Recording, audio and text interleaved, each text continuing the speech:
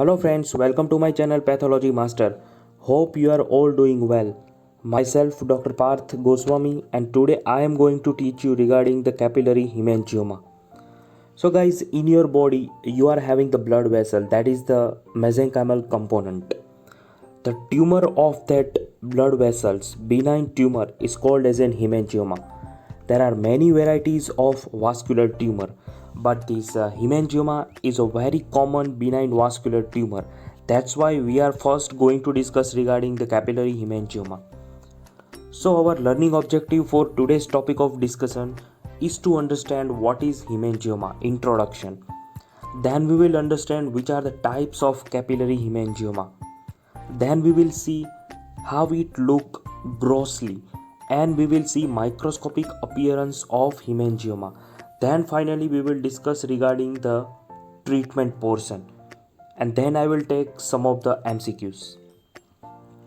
So guys, let's start with the introduction. What is hemangioma? So the name itself suggests it's a pure benign vascular tumor. It is not a malignant one. It's the benign tumor of your vascular system, right? So it's a benign tumor of your blood vessel.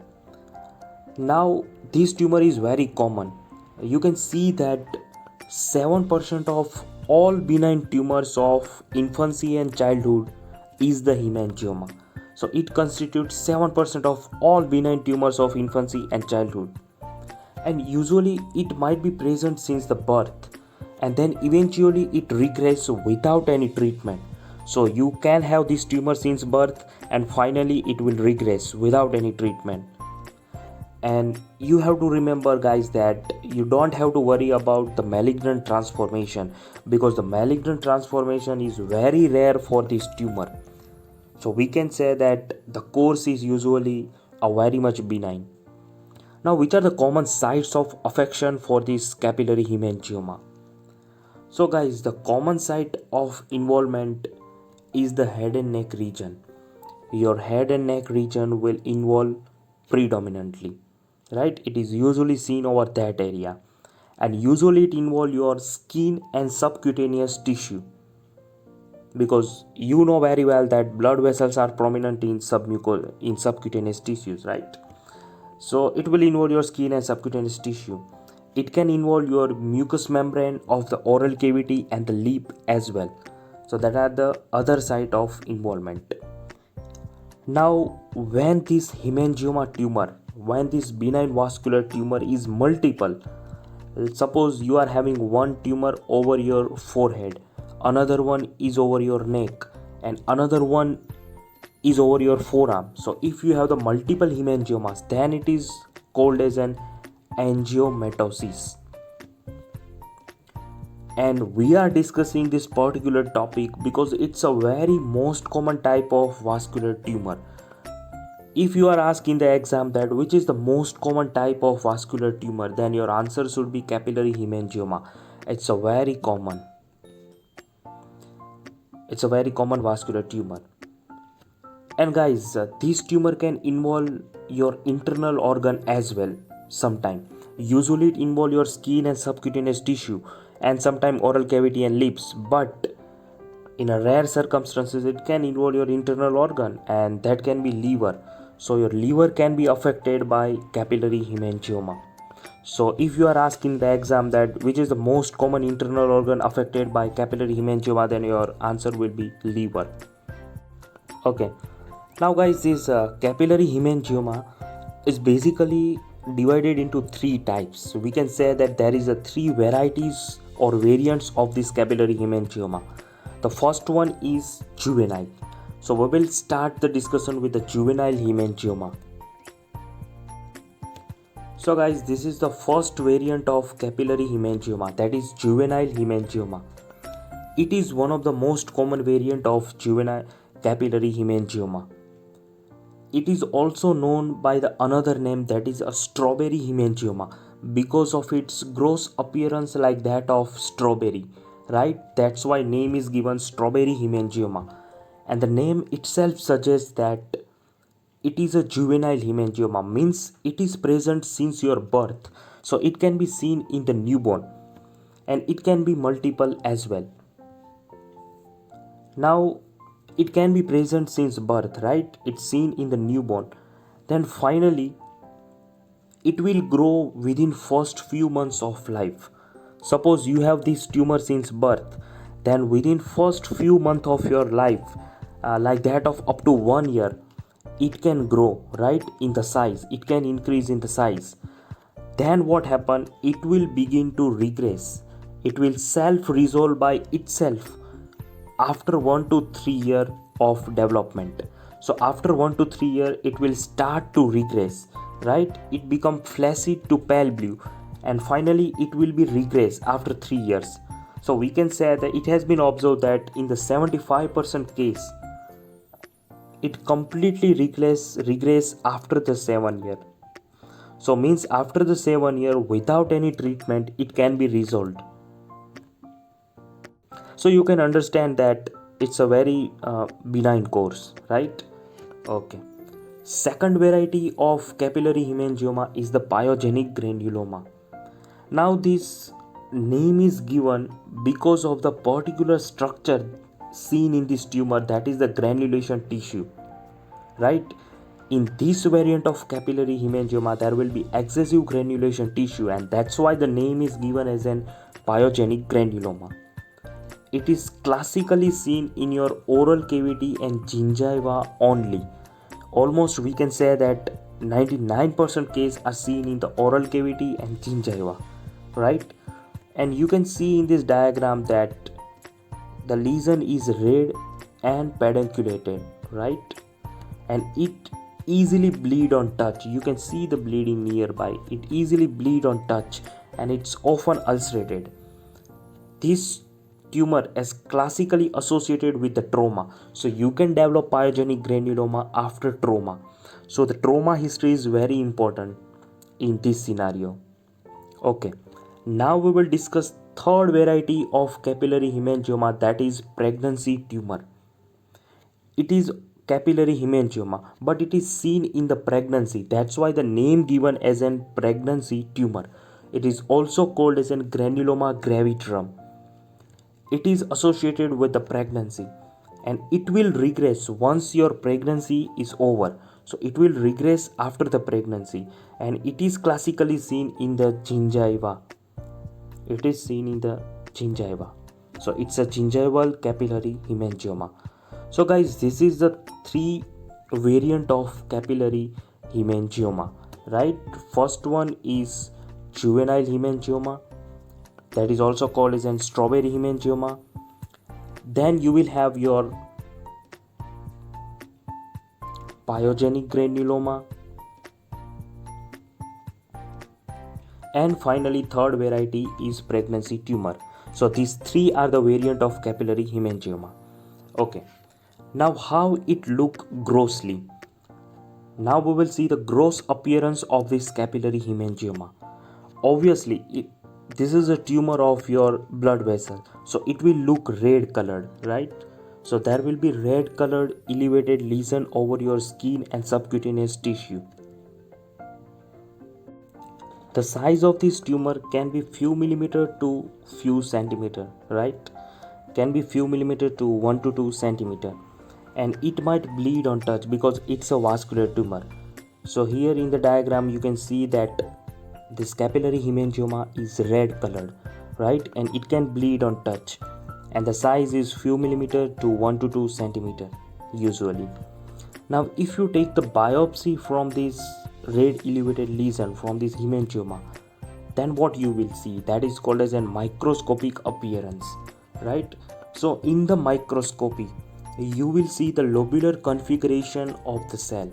So the cells are arranged in a lobular pattern. And how the cells looks, it is a closely packed spindle cell with a neoform space that contain the blood within it. So you can see the space that contain the blood within it. So I mean to say that there is a presence of thin walled capillaries, right?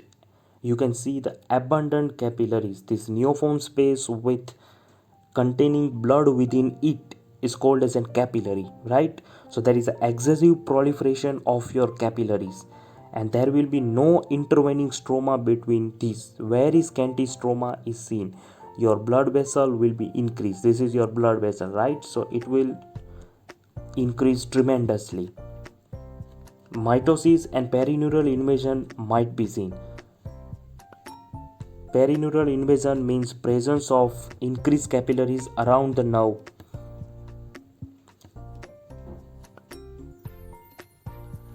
So guys, this was a case that was received in our histopathology department. That was a case from the 7-year-old child that was having the lesion over the neck area, right? The biopsy was done, and we have observed microscopically, and we have observed that it was a case of hemangioma, right? So here you can see that the arrangement is lobular, right? There is a lobular arrangement of the blood vessels. The arrangement is lobular, and there will be excessive proliferation of the blood vessel. Here you can see that there are many capillaries, many thin-walled capillaries are seen that are increased, right? And you can see that in between these capillaries the stroma is very scanty, right? Why I am explaining this? Because if you have seen my video regarding the wound healing, then you might remember that in chronic inflammation, in the wound healing, you will have the excessive blood vessel, increased number of blood vessel. So you might have questioned that increased blood vessel is a feature of granulation tissue as well. Then how will you differentiate whether it is hemangioma or granulation tissue? So guys, you have to remember that in the hemangioma, there is obviously increased blood vessel, right?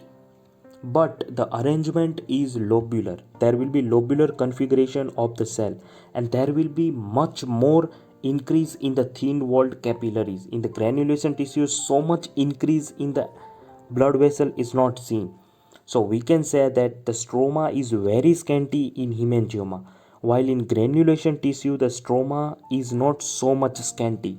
Here you can see that there is a no intervening stroma in between the proliferated vessels. The stroma is very less, right? So all these are increased capillaries, thin walled capillaries. You can see in the diagram that there are many proliferated capillaries with very scanty stroma in between. So remember these 2 points: a very scanty stroma and tremendous increase of the capillaries, much more increase in the capillary, right? Your blood vessel will be increased, and the arrangement is lobular. See guys, this is the high power view. You can see that this thin walled neoform space, white space, contain the dot within that red color dot. Can you see that? It is your red blood cell. So if within the vessel, if it is a vessel, then red blood cell is obviously present. So all these are newly formed capillaries. You can see that it contains the blood within it, right? RBCs are present, so we can say that they are the blood vessels, right? They are the capillaries. So it is a case of hemangioma. This is also the another section, right? That is showing the much increase of thin walled capillaries. The thin walled capillaries are increased in a very high number, right? There is a many thin walled capillaries. You can see that all these are your capillaries, and there is a very scanty stroma in between the vessels. If you see between these two vessels, then stroma is very scanty, right? Here also you can see that this neoform space contain the dot, red color dot within it. These are your red blood cells, right? So red blood cells are seen. That's why it is a blood vessel, it is a capillary. So we can say that it's a vascular tumor hemangioma. And you can see that in all these cells the atypia is not seen. If you remember my lecture regarding neoplasia, that in which I have mentioned that any malignant tumor shows the features of atypia, means they will show the pleomorphism, means variation in size and shape of the cell. They will show the high NC ratio. They will show the hyperchromatic nuclei, right? All that atypical features are not seen here. So we can say that it's a pure benign tumor, right? It's not a malignant tumor because atypical features are not present here. If you don't remember that point, then I would suggest you to see my video regarding the nomenclature of the tumors and the difference between benign and malignant tumors, so that you can understand that what is atypia. So see that video first, and then I recommend to see the video regarding hemangioma. So guys, what is the immunohistochemistry for this hemangioma? Which IHC markers are positive? So guys, as far as the immunohistochemistry is concerned, it will show positivity for the CD31. Your CD34 will also be positive. Your FLI1 will be positive. Your LMO2 will be positive, and your annexin 2 will also be the positive. So these 5 are the best marker for confirming the hemangioma. So if you want to confirm the hemangioma by the immunohistochemistry, then this 5 stain can be done, and it can be asked as an MCQ. So remember that 5 IHC markers. Now what is the treatment? So as we have discussed, in most of the case, the capillary hemangioma regress by itself after the 3 to 5 years, right? But if it doesn't resolve by itself, suppose it's not improving, then you have to do the surgical excision, or you can go with laser therapy. So these 2 treatment modality can be done. Okay guys, so this is all about the capillary hemangioma. We have discussed what is capillary hemangioma, then we have discussed common sites of hemangioma, then we have discussed the types of capillary hemangioma, the 3 common types, then we have discussed gross and microscopic appearance of hemangioma, and finally we have covered the treatment portion as well. Now I will show you some MCQs for your competitive exams. So first MCQ is, which is the common internal organ that is involved in hemangioma? So obviously the answer would be your liver, right? The common internal organ involved in hemangioma is liver. Which is the most common benign vascular tumor? Obviously your answer will be capillary hemangioma. That's why we are discussing this topic. So the most common benign vascular tumor is hemangioma. Okay. A 2-year child presented to your clinic with a red lesion over the face. It bleed on the touch. What is your probable diagnosis before doing the biopsy? So guys, first of all, the clue is the young age, right? Then you have the red lesion over the face, that is the area of head and neck region, and it's bleed on touch. So the gross appearance and the clinical history is classically suggestive towards the hemangioma. This vascular region can be present since birth.